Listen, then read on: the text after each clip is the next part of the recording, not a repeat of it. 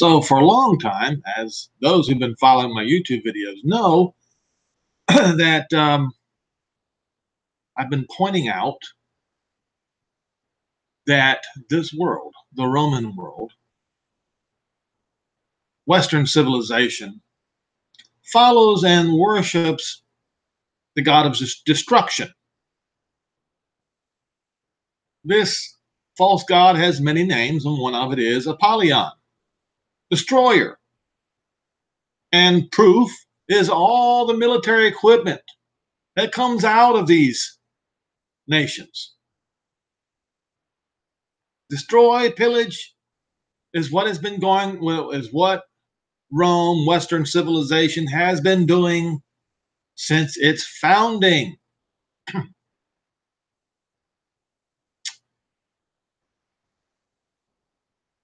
And all Israel, or most of Israel, is intermingled in Western civilization and other parts of the world as well. But most of them are in Western civilization, as Hosea 10, Hosea 11, I think it's verse 10 points out.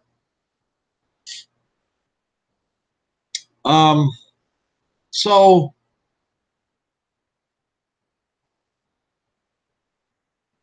destroyer. And if Western civilization worships the destroyer, Apollyon, as I pointed out, whose name is also Jesus, among other names, Tammuz, Osiris, a whole bunch of them. Israel's Messiah only has one name, Yehoshua. There is no other name. In the book of Acts, you can find it. There is no other name. So, destroyer will how do I put this? Once he knows the time of the end is at hand, he will do what he does. Destroy. So let me go to some scriptures, hit screen share here, and also I want to start off with an article. So before I get started with this article, the Russians really upset the U.S. military by sending like 2 or 3 blackjack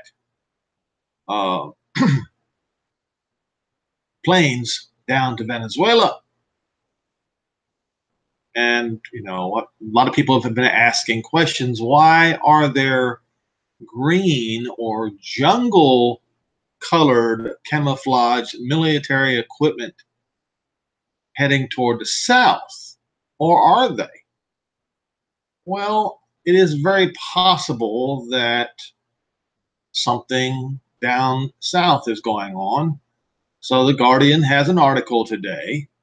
Right-wing Venezuelan exiles hope Bolsonaro will help them rid of Maduro. Some believe the rise of Jair Bolsonaro, Brazil's next president, makes a U.S.-led military intervention in Venezuela more likely. Now, folks, this is the Guardian now. This is not Zero Hedge. This is not Hal Turner Radio Show. This is not whatdoesitmean.com or before it's news. No, this is the Guardian. Venezuelan dissident Roderick Navarro remembers shedding tears of joy when the far-right firebrand Jair Bolsonaro was confirmed as Brazil's next president. It was the first time in so long I felt a real possibility of going back to my home, said the right-wing activist exiled to Brazil since fleeing his country last year. Bolsonaro, who takes power on January the 1st, is famed for his loathing for the Venezuelan leader, Nicolas Maduro, and the despicable and murderous ideology he believes Maduro represents. Last year, Bolsonaro vowed to do whatever is possible to see that government depose, a pledge that delighted anti-Maduro agitators such as Navarro. Members of Brazil's incoming administration have softened that discourse since Bolsonaro's stunning October triumph. It's the Venezuelans who must solve the Venezuelan problems, his vice president, Hamilton Mourão, told the magazine Piauí recently. Even so, there are those, including within Maduro's own ranks, who believe Bolsonaro's rise makes a U.S.-led military intervention to dethrone Venezuela's presidency more likely. In October, a leading Brazilian newspaper quoted a senior Colombian source as saying Bolsonaro would have its backing if he moved to bring down Maduro by force, although both governments quickly denied the report. This week, Maduro accused the White House of plotting his assassination and also claimed Bolsonaro's inner circle was planning a military adventure against the Venezuelan people. Every day, the vice president says he's going to invade Venezuela, Maduro says of Mourão.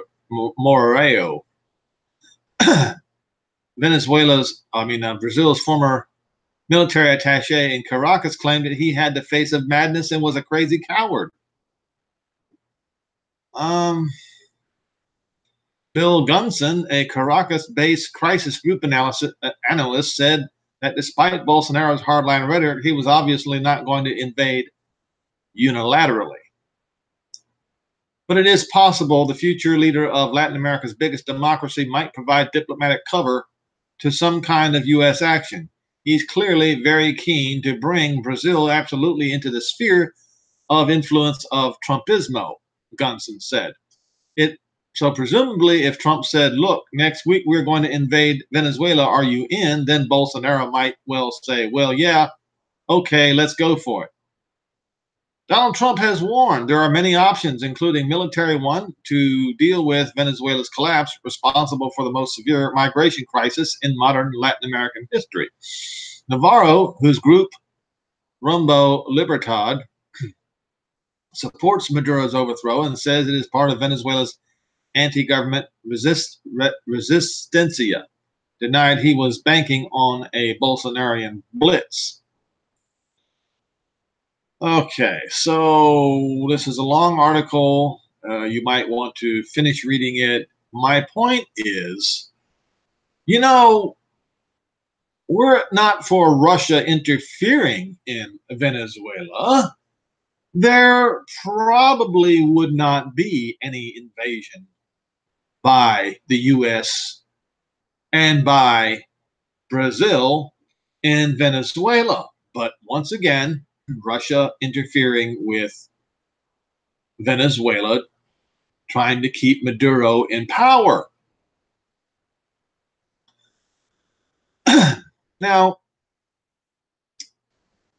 maybe I should go ahead and go to Hosea 11, just to make sure everybody understands where Ephraim is today.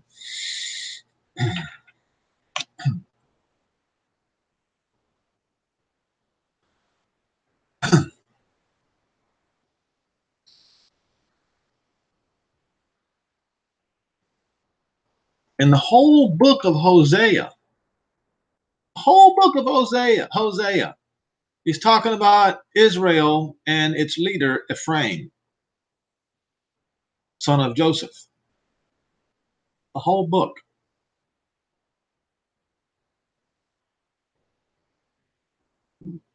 Okay.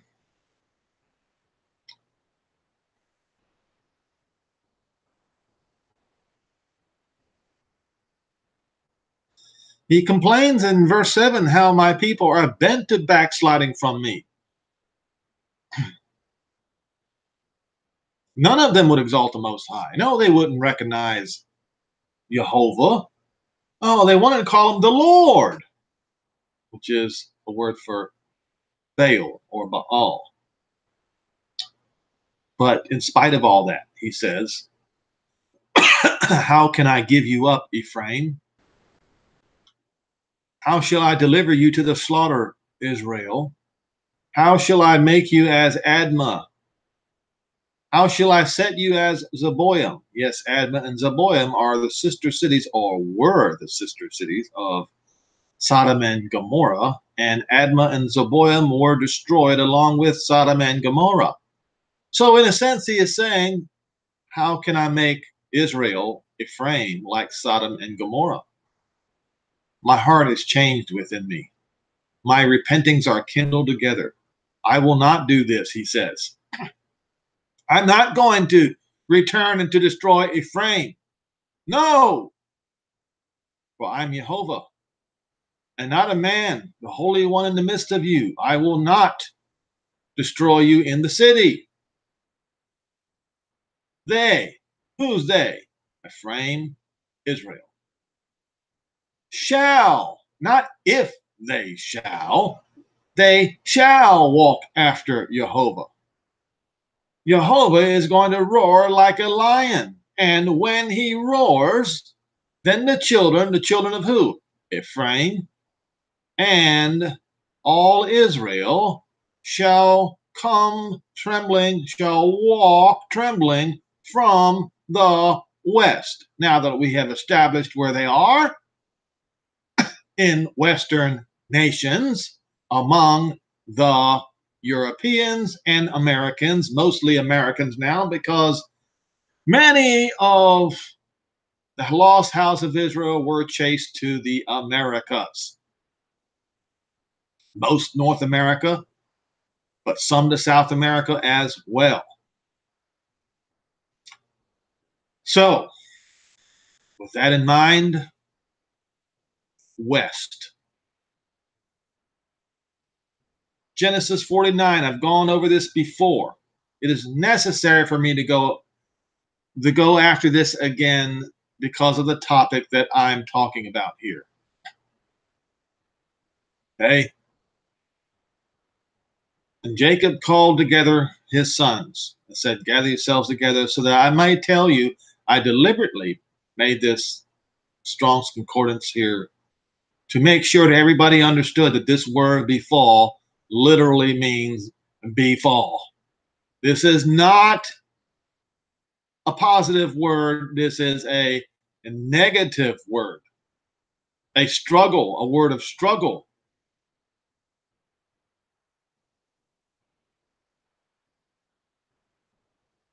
You see, meet encounter. All right. And we will see what Joseph encounters and what Judah encounters.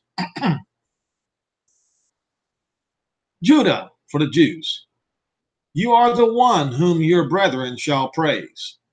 Take a look around the world. Is there anyone that praises Judah? Do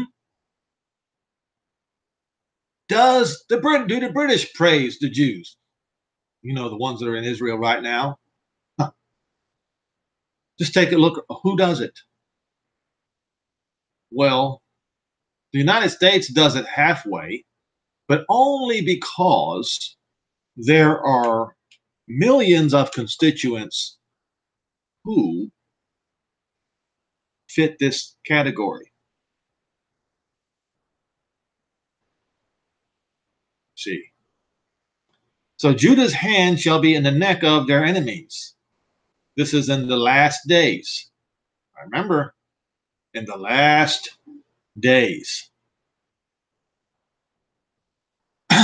And your father's children shall bow down before you. Why? Well, for one, the Messiah is coming out of Judah, not out of Rome. That's for one reason among many. Judah is a lion's whelp, coming back from the prey. My son, you are gone up. He stooped down, he crouched like a lion as an old lion. Who shall dare rouse him up? The scepter shall not depart from Judah, nor a lawgiver from between his feet until Shiloh come. It is a messianic title, folks, until the Messiah come. And to him the people will have to obey. It says the gathering of the people, but it's this that in concordance, it's obedience. All the people are going to have to obey this Messiah that will come out of Judah. Okay? Binding his foal unto the vine and his ass's colt. This is written in Zechariah 9. You see. And he washed his garments in wine and his clothes with the blood of grapes. Joel 3. This is going to be a bloodbath when he comes back. Now, let's go to Joseph. Because all the other tribes except for Benjamin are with Joseph in the end times. Even though you can read all these as well. Joseph is a fruitful bough. Oh, it says son. He's a fruitful son, and he produces a lot of children. Even a fruitful son, it says by a well, but the thing about it is, that's not what it says in Strong's Concordance. That's not what it says in Hebrew. An eye. Appearance. Okay. Okay, so let's look at it again. He is a fruitful son with an eye. He can see. Daughter, to step to march over a wall. What wall? Well, remember the days when the earth was flat? Oh, you don't remember the days when well, you see, the leaders of Christianity, the people at Rome, claimed that the earth was flat and that if you crossed over the Atlantic Ocean, you would fall over. You would fall in. You see, but Joseph's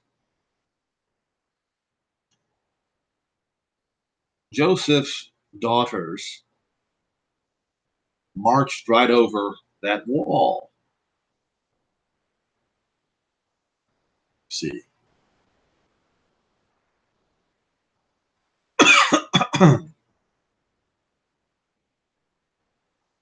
No, our row of olives or vines. Okay. But it means wall. All right. So they went far west. We know that Ephraim went west. Well, this shows the probability that Ephraim went far west. And then what happens? The archers have sorely grieved him. Bitter. Archers.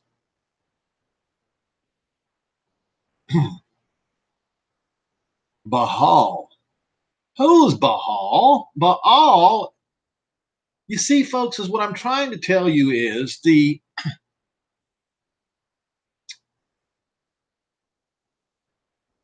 Romans worship Baal.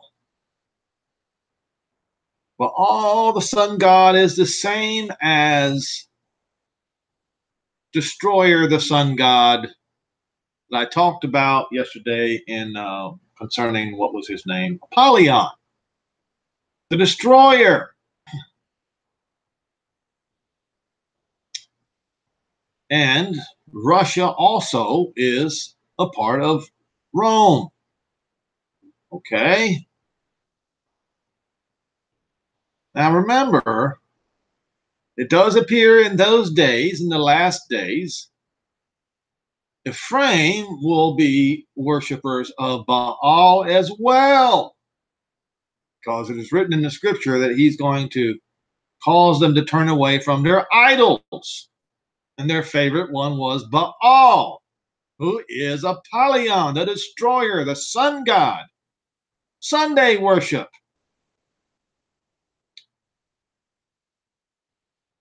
Sorely grieved him, bitter.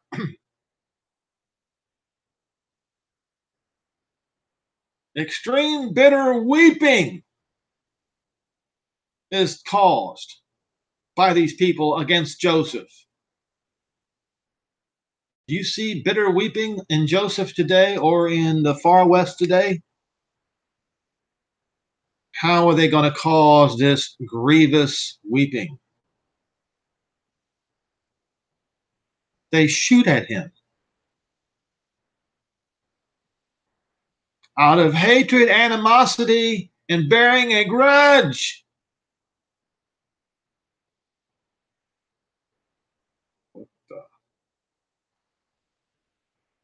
To shoot? To multiply 10,000 times? Folks, this does not, if the Western Hemisphere, what I mean in the Americas, if that's where Ephraim is, especially in North America, this word shows that there is going to be extreme trouble, especially for North America. To shoot to multiply 10,000 times. You see, this is not good at all. Extreme weeping because of this. However,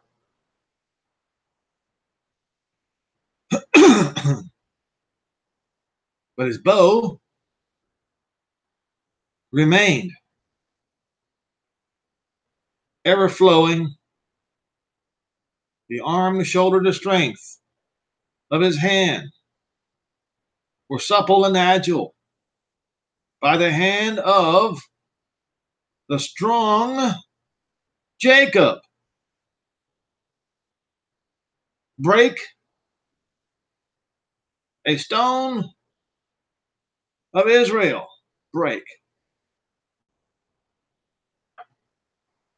Oh, the pasture. So this is a locate. So he's going to be made strong by bringing him to the pasture of Israel.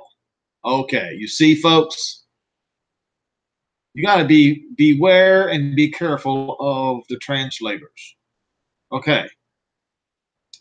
Even by the Elohim of your father, who will help you. Oh, we just read about that, didn't we? He says, and by the Almighty, who will bless you with the blessings from heaven above and all his other good blessings. Now, he will help you. We read about that in Hosea 11, how he changed his mind for Israel. He changed his mind for Ephraim. Look what it says in Jeremiah 31, verse 20, just before Jeremiah talks about the new covenant.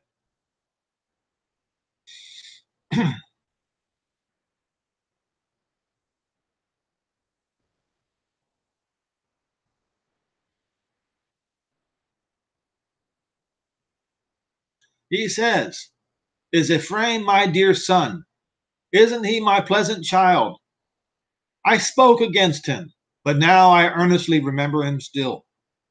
Therefore my bowels are... Why would his bowels be troubled for him if Ephraim was not in trouble?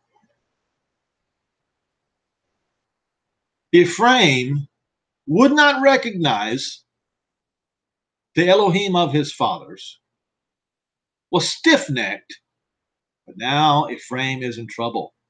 Joseph is in big trouble. He says, therefore my bowels are troubled for him. Surely I will have mercy upon him, says Jehovah. How is he going to have mercy upon him? Set you up to waymarks, make you up to high heaps, set your heart toward the highway. Take the highway east, back to where you came from. Return again, O Virgin of Israel. Turn again to your old cities. How long will you go run about the entire earth, O backsliding daughter? Okay, so this is the way. This is the way he's going to strengthen Ephraim. Why? Because Ephraim is going to be shot at 10,000 times. Now, it's going to be extremely bad for this country, for the United States of America, and many of the countries in the Americas. This war is going to spread all the way to the farthest points of the Western Hemisphere. The only way out is to set up the waymarks, make you the high heap, set your heart toward the highway, even the way which you came from. Return again. Where? Back to your ancient cities.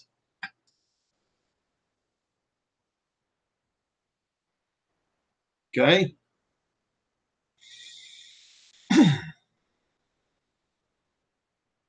Now,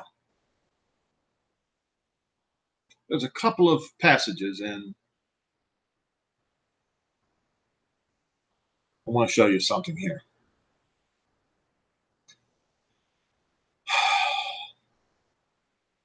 I don't know which one I want to do first, but as I pointed out many times in Isaiah 45 and verse 4, I believe it is, it says, Israel, my elect, right? So Yehoshua, he speaks a parable concerning this persistent widow.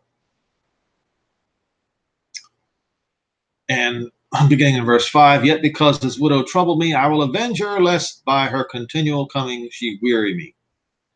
And the master said, hear what the unjust judge says, and now shall not Jehovah avenge his own elect? What elect? Now, I know that there are those of you out there who want to say that the words of the prophets don't matter anymore. Well, I'm here to tell you right now, if the words of the prophets don't matter anymore to you, then neither does Revelation 10 and verse 7 matter to you. Now, beware the curse that John placed on anybody who tried to remove the words that he wrote in that book. So if you say that the words of John of Revelation 10 and verse 7 don't apply, beware the curse of removal from the blessings that are in that book.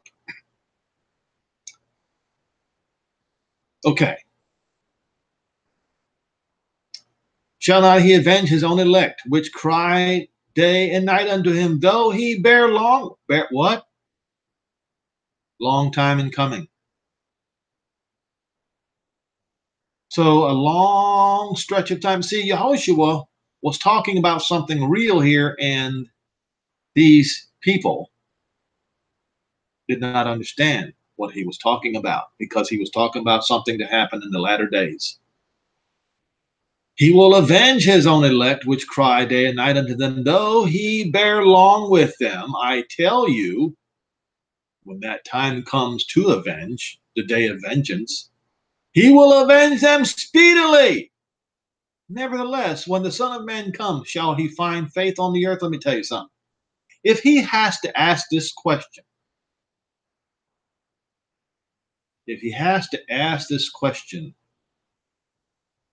the answer is probably not.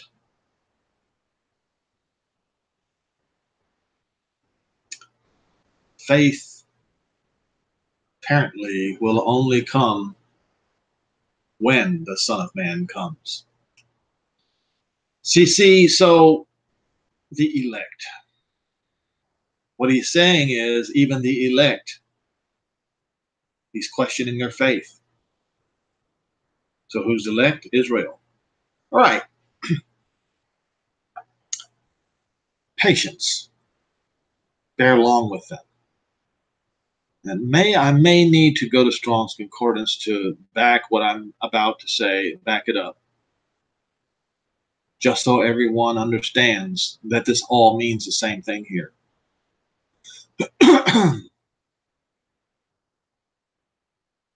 Bear long. Macrothermeo, 3114 in Greek, to persevere, to be patient. So this is it's patience is required when a long time of suffering. Okay, all right. Okay, look. We have it in Revelation 13 and verse 10, and also 14 and verse 12. So we'll look at this one first. Revelation 13 verse 10.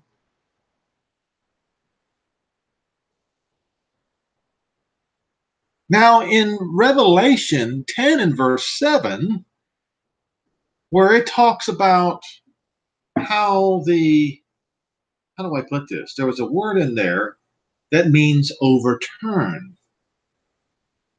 I might have to go there in just a minute here. And I believe that that the other translation, like for instance, this one is incorrect. I will show you why I believe this. This is also incorrect. This is incorrect. This is incorrect. This is incorrect. King James 1 is correct. He that leads into captivity shall go into captivity. He that kills with the sword must be killed with the sword. All these other ones are wrong. Let's go to Strong's Concordance first on this one, because it says here is the patience of the saints, right? Strong's Concordance.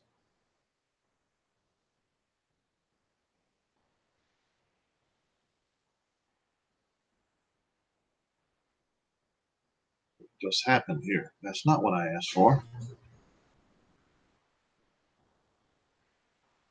No. Why does this thing keep moving around? Come on.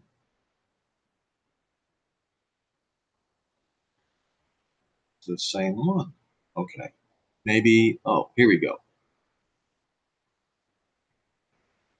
Okay, so what he's talking about is this beast who makes war with the elect, the saints, the Jews, and to overcome them. And they did. And power was given over to him, all the kindred, tongues, and nations, and all that dwell on the earth worshipped him. Those whose names are not written in the book of life of the Lamb, slain from the foundation of the world. So he, as a side note, he says, any man have an ear, let him hear. This man who led him to captivity and his people are going to go into captivity. This man who did this to the elect, this holy people, the Jews, and killed them with the sword, that he must and his people must be killed with the sword. This is the patience of and the faith of the saints of the Jews. So we just read in the parable of the widow that when that time comes, Jehovah, he's going to avenge her speedily, or avenge his holy people, the Jews, speedily when that time comes. But the patience is required. You see, patient enduring is required until that day comes. Now, we'll go back Hopefully I didn't lose it. Revelation 14, verse 12.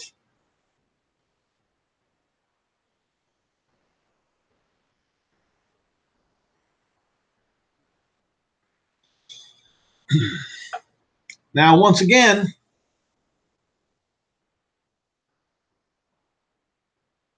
I'm not sure about these translations here. I don't know how they got different from the King James Bible. So we're going to go, well, hold on. Revelation 14, let's go to Strong's 14:12.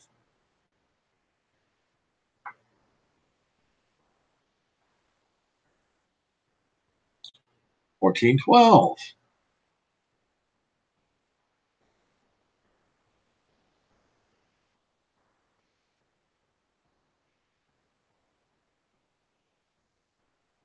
Now, it says in verse 12, here is the patient enduring of the holy people. Here, that watch over the guard the commandments of Jehovah, and also the faith of Messiah, not Jesus, not Jesus, but Yehoshua. Okay. Now, in other parts, it talks about the holy people and the followers of Yehoshua. So, what does it mean here is the patience of the holy people? Well, it talks about, and the smoke of their torment ascends forever those who and have no rest day or night who worship the beast and his image. Why? Because the people who worship the beast and his image had persecuted, had murdered, had slain the holy people. All right. So this is the vengeance. You see, this verse 11 is the vengeance that the elect have been waiting for. Who is this elect? Who are? Here is the patient. Who are these people? Okay, you have the 144,000 that are to select out of each and every one of the tribes of Israel, including Dan. And then you have an innumerable multitude that are there with them. You see. Now, you can go and look in right there at between the last seal, the seven, right around the seventh seal, I believe it is, and you can see that right there with the 144,000 are an innumerable multitude that was taken out of each who those children of those who were scattered into every nation and kindred and tongue would be regathered from every nation, kindred, and tongue, and that would be lost Israel and any Rahab among them. So now, I think I looked at this. Yep. Okay. Now I want to look at this. Now, this is to the church in Philadelphia. This was a church in Greece. Asia Minor at the time was Greece. Gentiles, sons of Japheth, what today would be called either European or Russian. Were there is Jews among them? Sure there were. All right.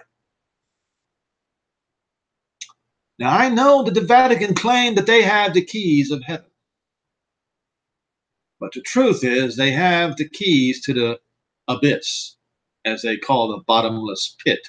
So when you see the two keys crossed together, what you see is the keys to the abyss And when you read the passage about the key to the abyss or the key to the bottomless pit, and you go to Strong's Concordance, you will see that it says either key or keys. In other words, either one key or plural. That's a nice little bit of homework for you. It says, he that is holy, he that is true, he that has the key of David.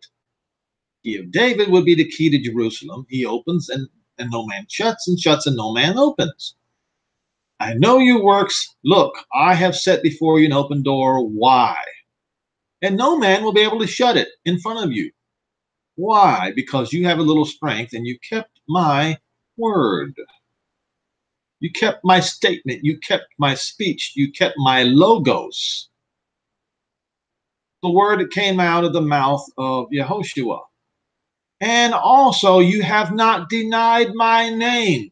So, name denial and keeping Yehoshua's word go hand in hand. You cannot have the one without the other. If you deny his name, you deny his word. If you keep his name, Yehoshua, and have not replaced it with a false name, Jesus or Jesus, then you have kept it. But if you have replaced his name with Jesus or Jesus, then you have not kept his word. They go hand in hand. It says, behold, I will make those of the synagogue of Satan who have denied his name, which say that they are Jews and are not and do lie. And I know you got these Christians out there that claiming this is talking about the Jews. They claim that this yellow star that I wear in honor of the Jews who were murdered by these synagogue of Satan, they call the Jews a synagogue. Well, guess what's going to happen? The shoe is going to be on the other foot. These murderers, many of them will be executed, and the remaining ones are going to be forced down to bow down and worship at the feet of the real Jews. And unfortunately, even some of Judah's brothers are going to have to bow down before the feet of the Jews, because they too have been worshiping at the synagogue of Satan. Before your feet, and to know that I have loved you because you have kept the word of my patience.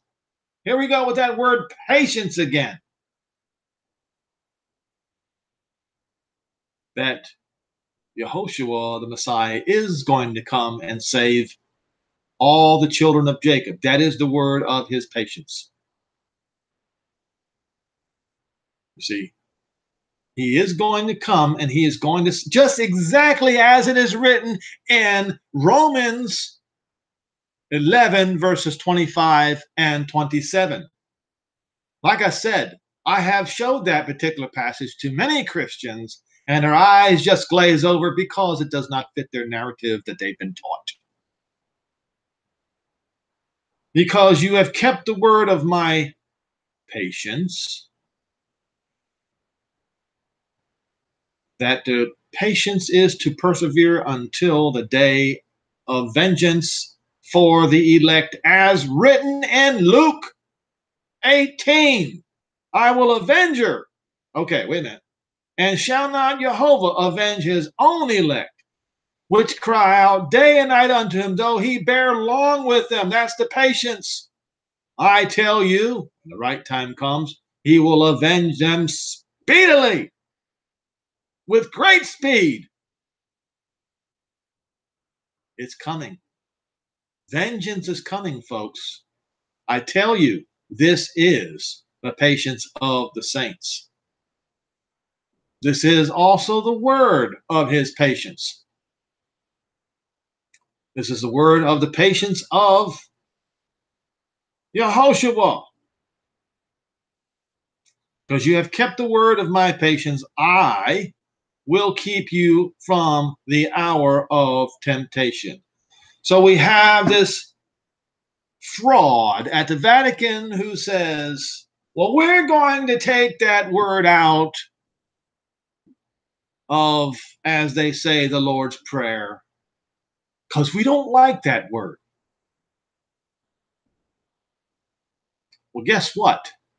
The hour of temptation is coming. The hour of trial is coming. It does not matter if the man at the Vatican denies it or not. If you want to deny it along with him, you will suffer the hour of temptation because you have not kept the word of Yehoshua's patience. That hour of temptation is coming. And guess what Yehoshua said? He said, which shall come upon all the world. The whole world. In other words, the United States of America as well. It's going to come upon Mexico as well. It's going to come upon South America as well as all the nations of Europe around the world. It's coming on all of them.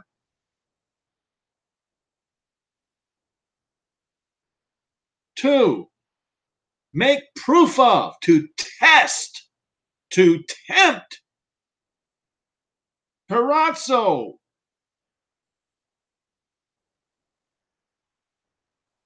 Do you remember what I was talking about in Daniel? Yes, this morning. It's in Daniel 12, I think. The word means either to test or to tempt. Now look. So what we just read this morning in the Laodicea is that they're going to have to go through the hour of temptation. Why? Because they're neither cold nor hot. And by default, that means they have not kept the word of his patience and they have denied his name. Now, let me tell you what's going to happen to Ephraim. And I said that Ephraim is going to be hungry, is going to be shot at, is going to be injured. And I fear that many will lose their lives when it's time for Jehovah to have mercy upon the lost son.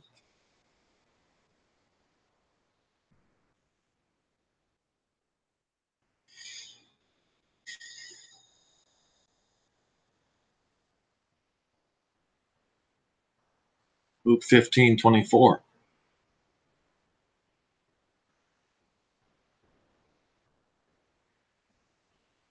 In order for them to be saved, they're going to have to go back home.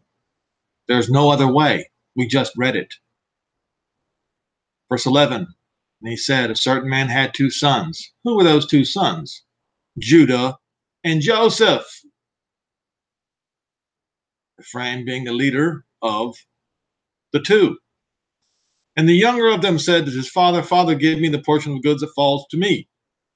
And he divided among them his living. And not many days after, the younger son gathered it all together and took his journey into a far country. This is when, I've mentioned this before, this is when the northern kingdom, led by Ephraim, was taken into captivity by Assyria. And there he wasted his substance with riotous living. And when he had spent all, there arose a mind. Now this is a double-edged sword here, folks. It applies to back then and also applies to today.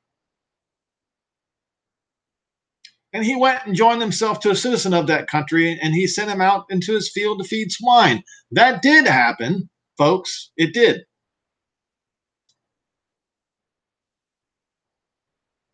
When they joined themselves to Rome. He spent all, and there arose a mighty famine in the land and began to be in want. Well, this mighty famine occurred in the days of Claudius. Claudius went and sent and I think he did defeat the Britons in his days. And this was when the British were forced into under subjection of the Roman kings, and they are still under the Roman kings to this day. And I believe that which remained of Israel that were in Great Britain and all those in Europe that were of Israel were chased into the Western Hemisphere, the Americas. And he went and joined himself to citizens of another country, and he sent him to in his field to feed the swine. And so the lower class of Europe were the lost house of Israel, the peasants. And he would have loved to have filled his belly with the husk that the swine did eat, but no man gave to him. Of course, you see, folks, what this also proves is that feeding the swine proves that the lost house of Israel also had succumbed to the customs of the Romans, including of eating swine. And when he came to himself, when did he come to himself? He said, how many hired servants of my father have bread enough and to spare? He came to himself because the Holy Spirit came down on him, as it is written in Joel 2, verse 31, in the latter part of Joel 2. And I perish with hunger, and I will arise and go to my father. Why? Because in Jerusalem shall be salvation. Read Joel 2 in the latter part of Joel 2 again. And I will say unto my father, I have sinned against heaven and before you, and am no more worthy to be called you. They're going to be hungry. I'm telling you, folks, we are going to be in a period of hunger in this country, and it's coming soon. And I have to then now read to you a report from Homeland Security, folks. Make me as one of your hired servants. He's telling them, I'm just a Gentile. I am not your son. So he rose and came to his father. And what happens? His father says, is Ephraim my dear son? Isn't he a pleasant child? For since I spoke against him, I do earnestly remember him still. Therefore my bowels are troubled for him. I will surely have mercy upon him, saith Jehovah. Come back home, he says. And guess what? Guess what? He's coming back home. And he says, and when he was a long way off, his father saw him and had compassion, had mercy on him, and ran and fell on his neck and kissed him. And the son said unto him, Father, I have sinned against heaven and in your sight am no more worthy to be called your son. I am a Gentile. But the father said to his servants, bring forth the best robe. What robe is that? That white robe that the innumerable multitude are wearing, that white robe, and put it on him, and put a ring in his hand and shoes on his feet. What do you mean shoes on it? Are you telling me that he was running around barefoot and naked? Is this how bad it's going to be, folks? And bring here the fatted calf and kill it, and let us eat and be merry. For this my son was dead and is alive again. He is lost and is found. And then they began to make merry. Now, of course, the elder son, who was already in the field, who was already home, the Jews, and as he came, drew nigh to the house and heard music and dancing, and he called one of the servants and said, what do these things mean? And he said unto him, your brother is come, and your father has killed the fatted calf, because he has received him safe and sound. And he was angry, would not go in. Therefore came his father out and entreated him. So the Jews are going to have to, in Israel, are going to have to be entreated. And he answered and said to his father, look, these many years do I serve you, neither transgressed I at any time your commandment. Now, folks, don't even argue the point. It's not worth the discussion. Just read it.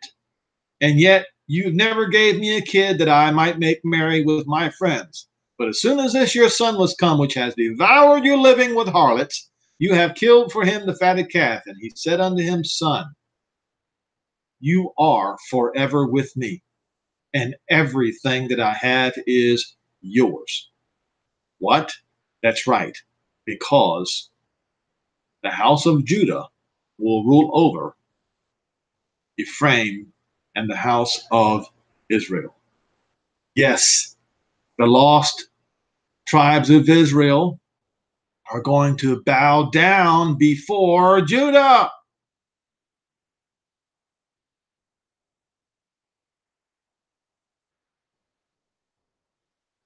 Your father's children shall bow down before you.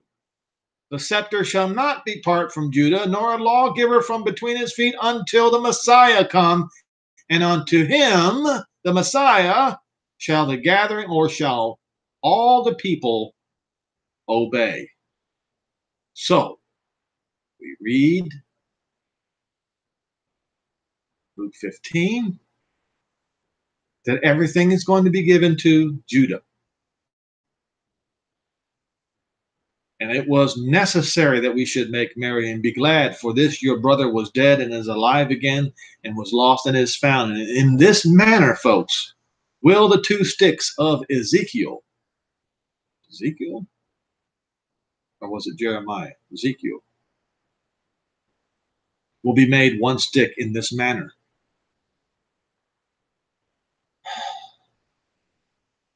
And in this manner also shall the new covenant be established. There is no other way, folks. There is no other way. There is going to be extreme and terrible trouble. Homeland Security knows it. Where did I see this? Now I've got to go look for it. It was in, of all places, beforeitsnews.com.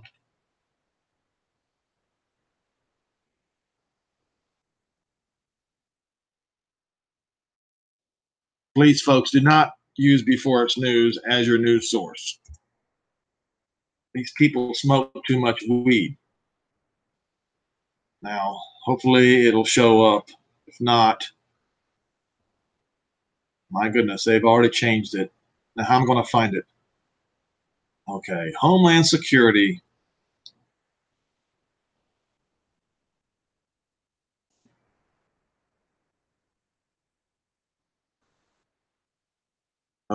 What is it? EMP. I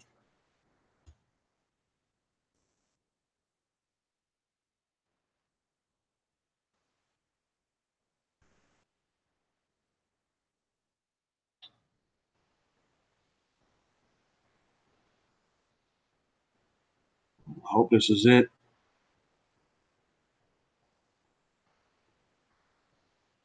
If I can't find it, I will find the link for it.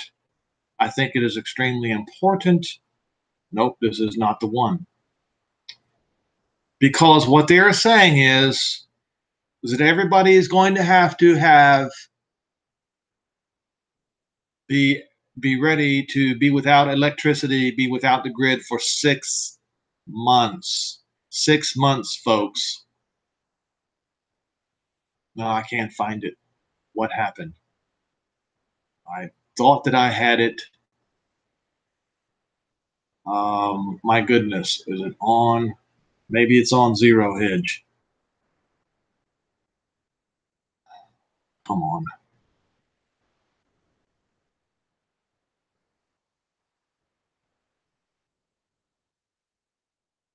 I've got to find it.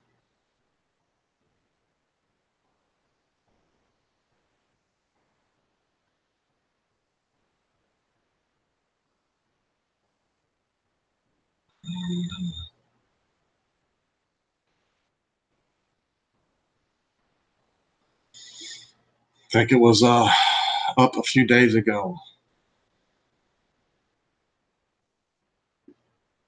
That's too bad. I guess that's what I'll have to do. Come on, what's wrong with this thing? Scroll down.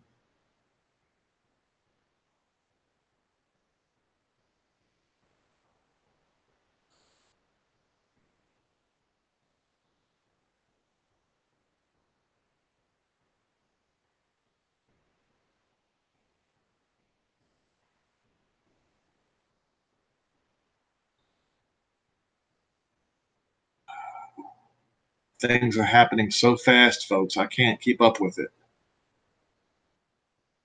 Why can't I? It, it was all over the place. I can't figure it out.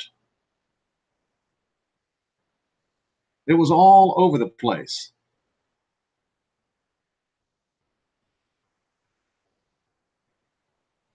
See, this is all December 13th. This is where the problem is. So many things are going on.